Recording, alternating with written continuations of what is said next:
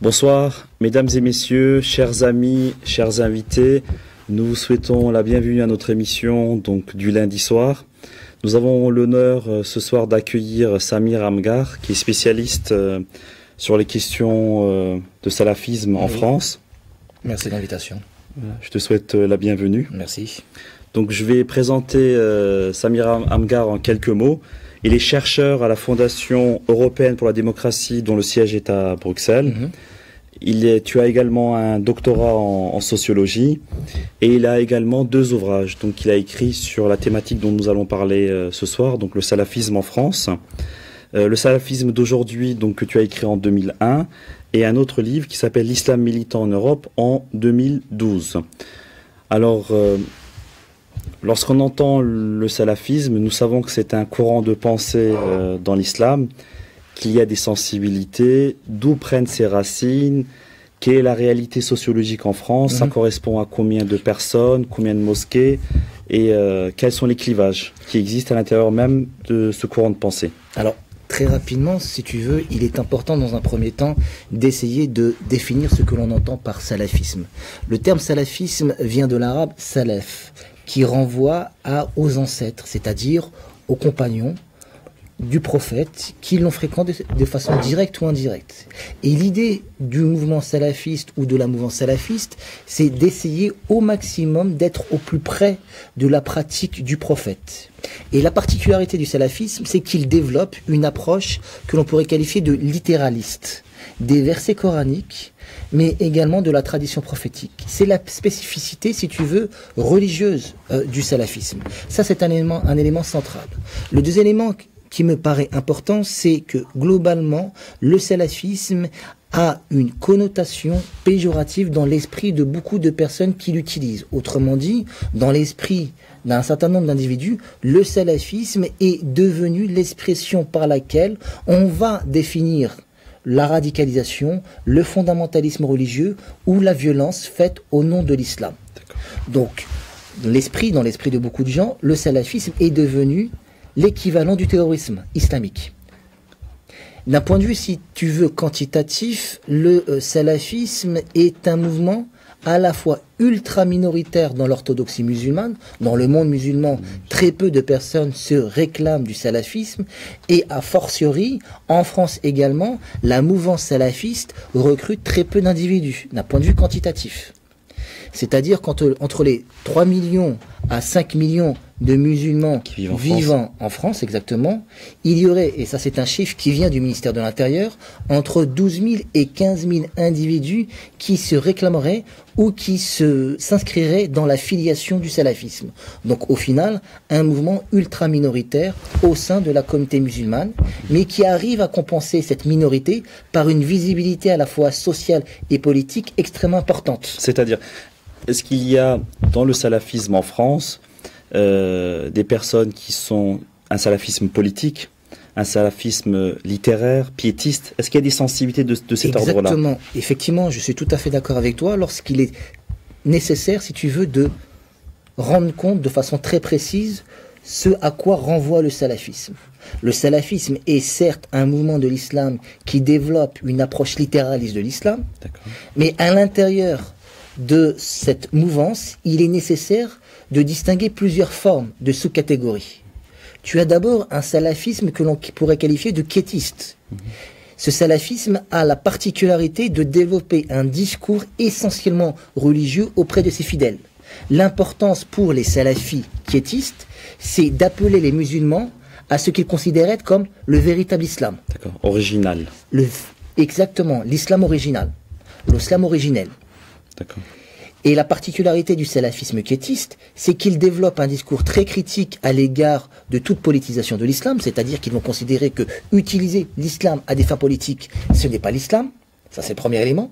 Et le deuxième élément qui permet de caractériser ce salafisme quiétiste, c'est l'idée selon laquelle, globalement, c'est un salafisme qui est très critique à l'égard de tout usage violent fait au nom de l'islam. C'est la raison pour laquelle les partisans du salafisme quiétiste ont systématiquement et de façon très claire et précise condamné les attentats réalisés par des mouvements djihadistes. Au lendemain des attentats du 11 septembre 2001, ils ont condamné. Et encore récemment, lors des attentats de Charlie Hebdo ou les attentats du Bataclan, ils ont condamné les actions menées par les militants d'Al-Qaïda ou de l'État islamique. D'accord. Alors, est-ce qu'on peut dire qu'aujourd'hui, en France, les jeunes qui sont partis, ou les moins jeunes, qui sont partis en Syrie, entre guillemets, les jeunes musulmans radicalisés, que les structures salafistes en France, il n'y a pas de lien, il n'y a pas de connexion entre les jeunes radicalisés et le salafisme en France? Alors, tu as un certain nombre de chercheurs qui considèrent que le processus de radicalisation, le fait que des individus décident de partir en Syrie, ils l'ont fait à la suite d'une lecture orthodoxe de l'islam à travers une approche salafiste de l'islam.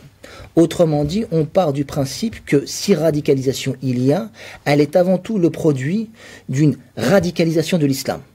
Plus on devient radical d'un point de vue islamique, plus on a une pratique radicale de l'islam, plus on a une pratique rigoriste de l'islam, plus on aura tendance à basculer dans la radicalisation dite violente. C'est le modèle que l'on propose pour expliquer, si tu veux, les processus de radicalisation menant à la violence. Et est-ce que ça reflète la réalité? Or, force est de constater qu'il n'y a pas nécessairement de lien entre les porteurs d'une radicalité religieuse, autrement dit des individus qui vont s'inscrire dans un rigorisme religieux, en rupture avec les valeurs dominantes de la société française, et un passage à l'acte éventuel en direction de la violence. Ça, c'est très important. C'est la raison pour laquelle, si tu veux... Je pense que cet élément est très important. Je vais juste te reprendre. C'est-à-dire que entre ceux qui ont une pratique rigoureuse, littérale, d'accord, dans leur pratique religieuse, il n'y a pas d'élément ou de connexion entre les personnes où il y a des éléments de radicalité. C'est-à-dire que nous sommes sur deux phénomènes qui sont complètement distincts. Nous sommes bien d'accord? Oui, c'est des phénomènes complètement distincts. C'est-à-dire qu'il est important de distinguer deux formes de radicalisation. Une radicalisation religieuse qui va affirmer quelque part la suprématie de l'islam sur l'environnement. Je ne reconnais pas les valeurs dominantes de la société dans laquelle je vis au nom de l'islam. Et donc je vais fonctionner de façon communautaire. Mais ce communautarisme n'incite pas à la violence. Bien au contraire, il est très critique par rapport à l'usage de la violence au nom de l'islam, et la radicalisation dite violente, où on va s'inscrire dans une forme de radicalité religieuse, mais qui est intimement imbriquée à l'idéologie du djihad. D'accord, tout à fait. Et donc, la confusion est souvent faite entre radicalisation religieuse et radicalisation violente. Et bien souvent, on considère que la radicalisation religieuse est la première étape vers la radicalisation violente. Ce qui n'est pas le cas. Ce qui n'est pas forcément le cas. On va prendre un exemple très connu, c'est celui de Salah Abdeslam. L'un des auteurs des attentats du Bataclan qui ne s'est pas fait exploser et qui est à l'heure actuelle dans une prison française.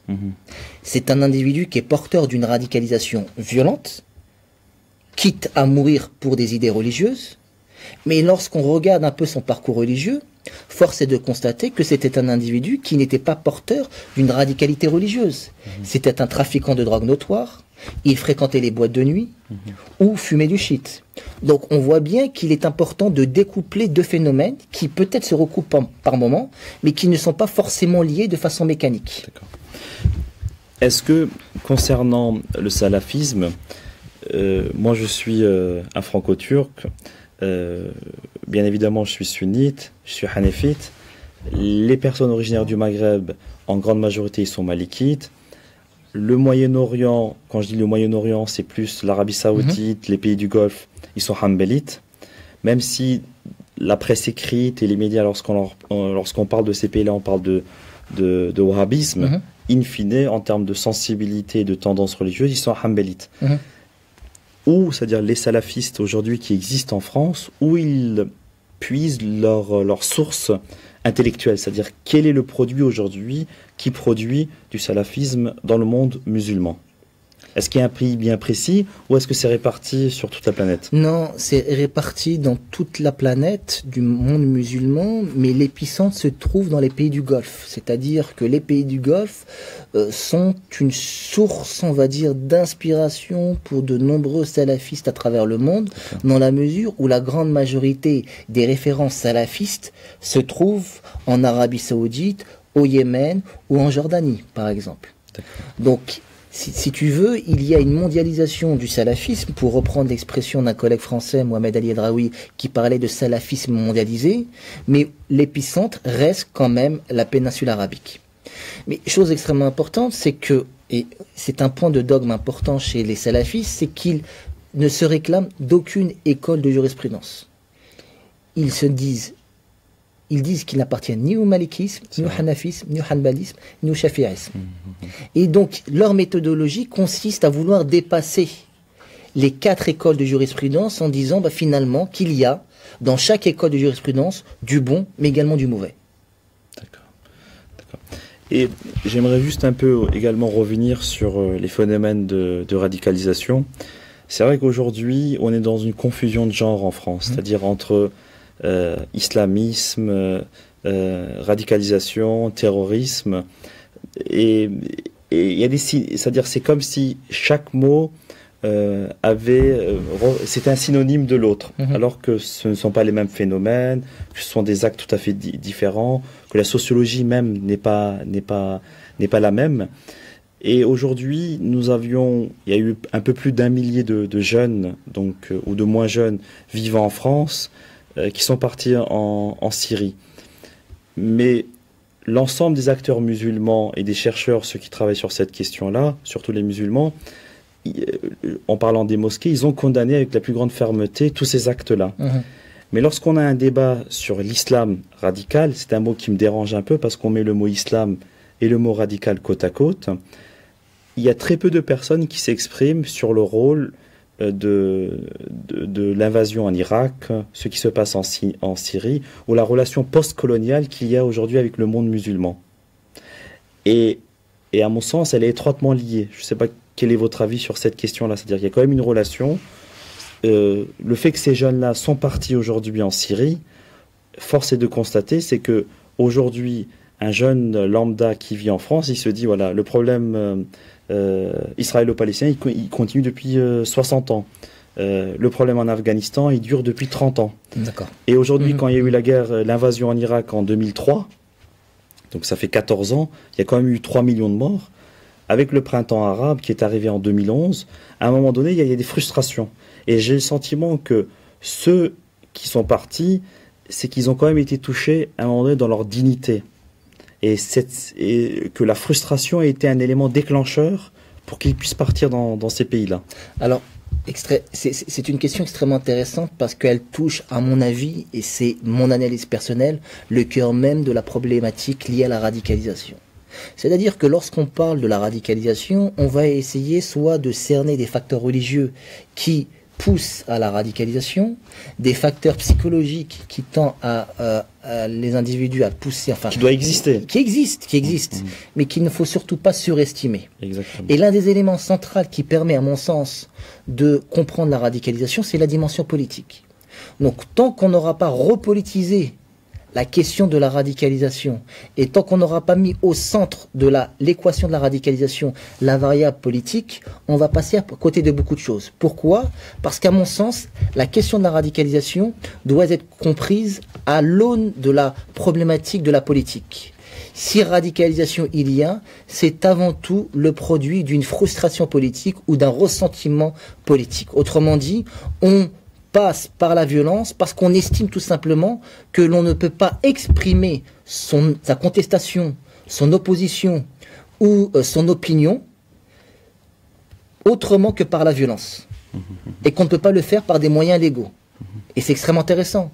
Et l'idée de vengeance est quelque chose qui revient de façon récurrente dans les dialogues ou les interviews que l'on peut avoir avec les djihadistes qui reviennent des séries. Rappelez-vous des propos qu'un Koulibaly, l'auteur de la prise d'otage à l'épée Siri Kacher, a pu avoir avec une personne qu'il avait pris en otage. Lorsqu'il parlait avec cet individu, il justifie sa prise d'otage par le fait qu'il y a eu des interventions au Mali, en Irak par exemple, qu'un certain nombre d'individus ont été emprisonnés parce qu'ils défendaient l'idéologie du djihad.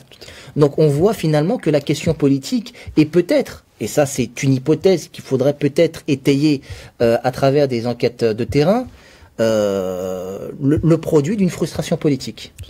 Et surtout que aujourd'hui, les généraux de l'armée irakienne, c'est-à-dire ceux qui étaient sous les commandements de Saddam Hussein, ceux qui ont été humiliés également dans leur dignité, ceux qui ont été mis en prison, on dit que ce sont les mêmes aujourd'hui qui sont au contrôle de l'État islamique, quoi, de Daesh. C'est-à-dire c'est ceux qu'on a humiliés à un moment donné en Irak et qu'on retrouve aujourd'hui en Syrie et également peut-être aussi en Irak. Bien sûr, on va voir que lorsqu'on discute avec un certain nombre de djihadistes français, francophones, belges, on s'aperçoit que l'idée de vengeance, de revanche à l'endroit d'une politique étrangère considérée ou vécue comme injuste est au cœur quelque part de leur engagement violent. Donc on ne peut pas comprendre, si vous voulez, ces processus de radicalisation si on fait l'économie, on va dire, de cette lecture de la situation internationale. Parce qu'en France, on a le sentiment, avec tout le débat qu'il y a sur l'islam de France, on a le sentiment qu'aujourd'hui, on a des jeunes qui sont radicalisés. Certes, c'est un constat, c'est une réalité. Personne ne peut le nier. Mais, et on s'attaque à la problématique du langage de nos imams qui doivent s'exprimer davantage en langue française, comme si le fait que ces imams s'exprimaient davantage en langue française et que si tous les prêches étaient en langue française, il y aurait moins de radicalisés en France. Et moi, je pense qu'il n'y a pas de liaison, c'est-à-dire de lien, d'une part, et en plus, ces jeunes-là ne fréquentent pas, au vu de tous les rapports qui ont été écrits sur cette question-là, ne fréquentent pas les mosquées traditionnelles en France. Bien sûr. Peu importe les sensibilités. C'est-à-dire qu'il y a peut-être tendance chez les responsables politiques français de répondre par plus de laïcité face à plus de radicalisation. Or, la problématique est complètement différente parce qu'il y a un mélange des genres. Parce qu'on confond à la fois radicalisation religieuse et radicalisation violente. Lorsqu'on parle de la radicalisation religieuse, elle pose problème en termes de vivre ensemble, en termes de communautarisme. Et effectivement, dans ce cadre, il est important de réinjecter à travers des politiques publiques plus de vivre ensemble, pour quelque part endiguer cette radicalisation religieuse. Mais lorsqu'on est face à de la radicalisation violente, ce n'est pas plus de laïcité qu'il faut. C'est des politiques publiques à la fois sécuritaires, mais également préventives, qui ont pour but d'endiguer et de prendre en charge la problématique de la radicalisation violente. Notamment la valeur travail, les politiques sociales qui ont été menées sur les 30 dernières années, en commençant par HVS, Habitat et Vie sociale, en terminant par les pactes de relance, les zones franches, aujourd'hui l'ANRU, les projets de renouvellement urbain. Et on constate qu'au bout de 30 ans, le volet humain, quelque part, on l'a occulté ou on l'a négligé. Oui, on l'a négligé, mais en même temps, il ne faut pas considérer quelque part que si des individus décident de partir en Syrie, ils le font parce qu'ils sont considérés ou ils vivent une forme d'exclusion à la fois une exclusion à la fois sociale et économique. C'est un élément. Et je pense que ce n'est pas un élément central. Pour une simple et bonne raison, c'est que lorsqu'on fait le profil sociologique des individus qui décident de partir en Syrie, de façon globale, pas simplement les francophones, les belges ou les français, on s'aperçoit qu'il y a une part importante de personnes issues des classes moyennes, voire des classes supérieures. Des gens qui avaient des bons postes dans leur pays d'origine. Des personnes qui étaient très bien insérées dans leur pays d'origine à un niveau économique et social.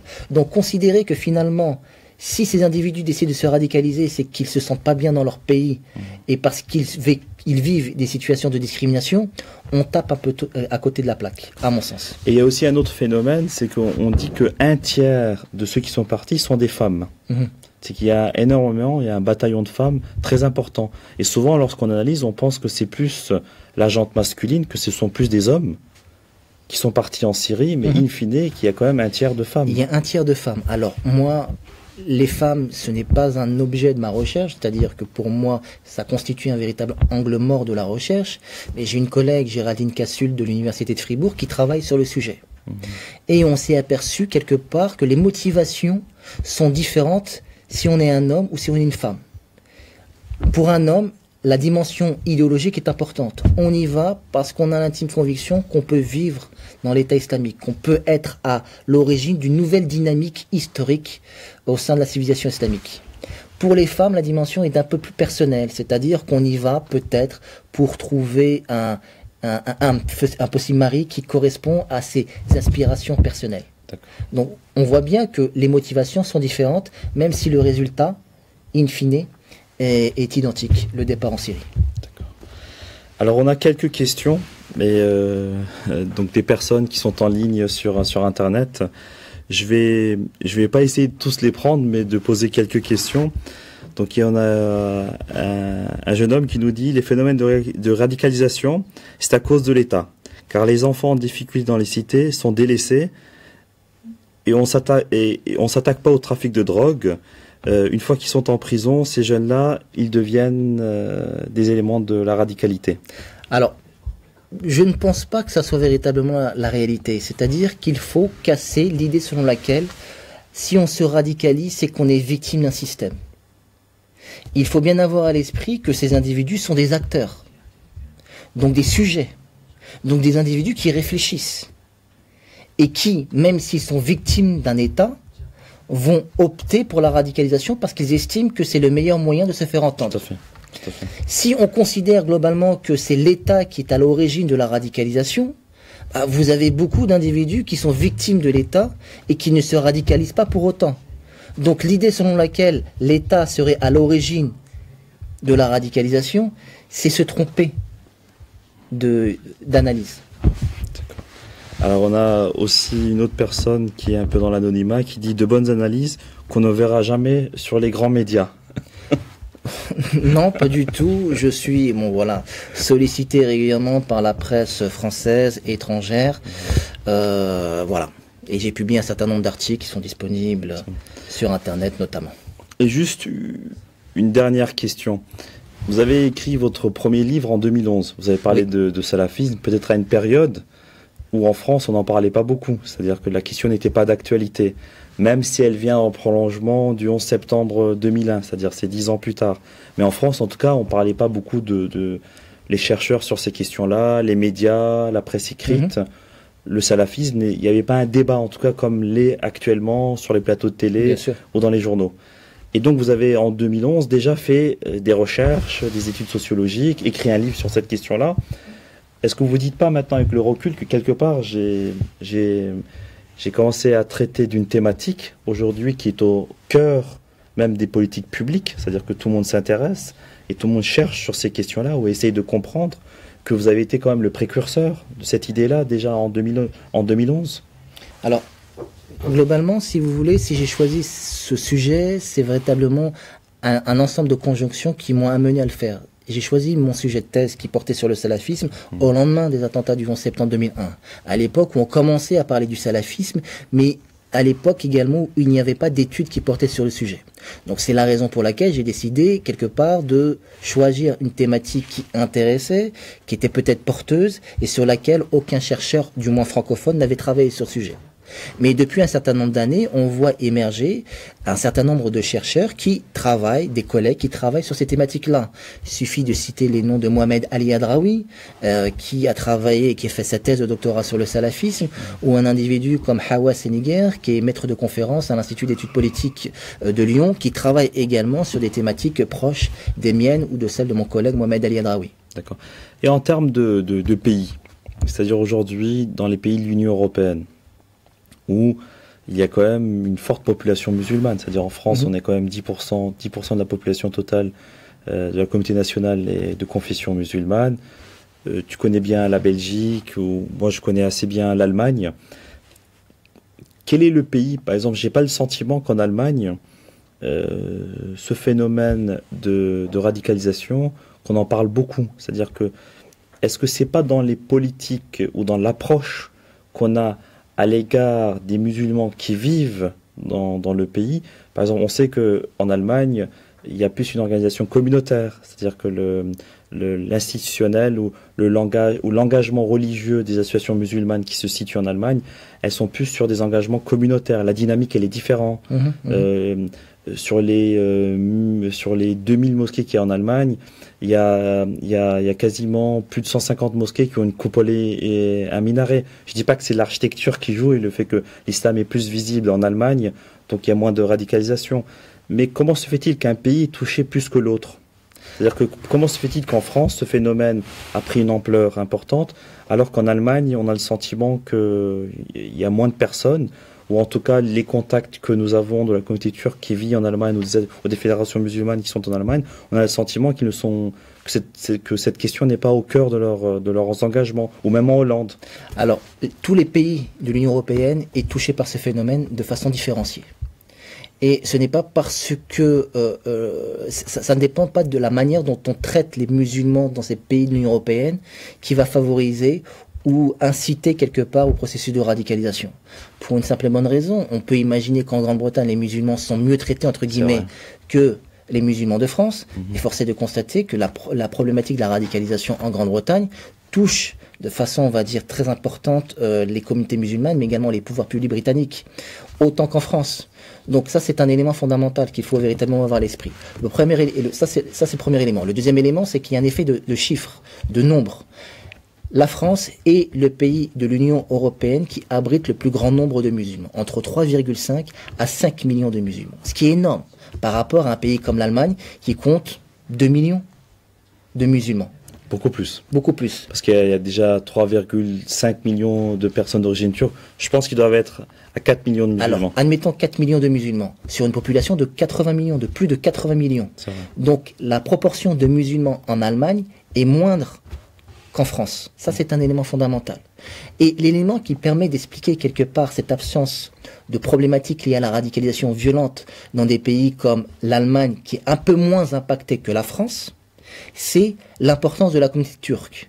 C'est-à-dire qu'on s'est aperçu que les communautés turques en Allemagne, en Belgique et en France sont les moins impactées par les phénomènes de départ. C'est-à-dire, je me souviens de dossiers que j'avais à traiter en Belgique, où j'avais des dossiers de personnes qui étaient revenues de Syrie, et la grande majorité, la très grande majorité de ces individus étaient de culture maghrébine, d'origine maghrébine ou des convertis à l'islam. Il y avait très peu de personnes d'origine turque. Et donc, ce qui est intéressant de voir, c'est que finalement, c'est le mode communautariste turc, le fait que dès le plus jeune âge, c'est la communauté turque qui prend en charge l'offre religieuse ou la demande et les aspirations religieuses du jeune, de l'adolescent et du jeune adulte, qui quelque part constitue une sorte de frein au processus de radicalisation. Parce que c'est cadré. Mais ce qu'on observe pour la communauté turque vivant en Belgique ou en France, on l'observe également à l'île de la Réunion, en France, département français, qui abrite une communauté d'origine indienne, qui a un mode de fonctionnement extrêmement communautaire, où des cours de religion sont faits, où la communauté prend en charge les aspirations religieuses des jeunes et des adolescents.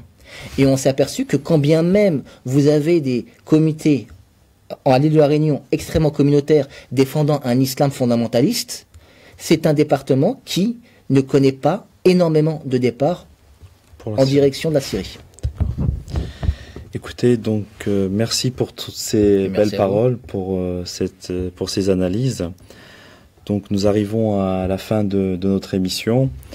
J'aimerais également dire que nous avons une page YouTube, donc où vous pouvez retrouver l'ensemble des vidéos qui sont filmées donc les lundis soirs et tout au long de la semaine sur Média France TV. Donc n'hésitez pas à vous inscrire à cette page sur YouTube et surtout à nous poser des questions, à liker et à publier systématiquement les émissions que nous faisons. Voilà, donc nous arrivons à la fin de cette émission. Je tiens à remercier encore une fois Samir Amghar et au plaisir de vous retrouver en début de la semaine prochaine, à lundi prochain. Bonne soirée. Merci.